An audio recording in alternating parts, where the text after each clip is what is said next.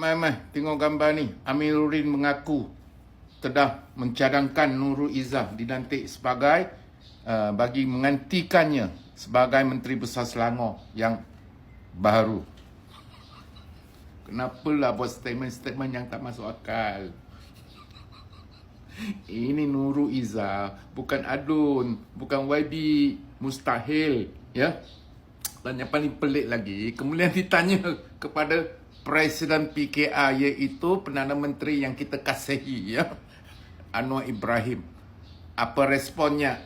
Tetap. Saya tetap. Tetap. Itulah jawapan yang paling mudah. Tetap. Berapa terkejut dan tetap. Okay. Thank you very much. Sila follow dan share.